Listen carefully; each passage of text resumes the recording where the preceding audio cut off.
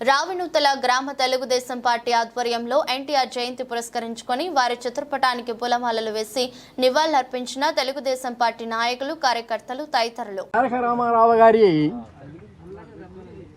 ఈ వేడుక సందర్భంగా విచ్చేసిన మీ అందరికీ ముందుగా నా అభినందనలు తెలియజేసుకుంటూ ఉన్నాను.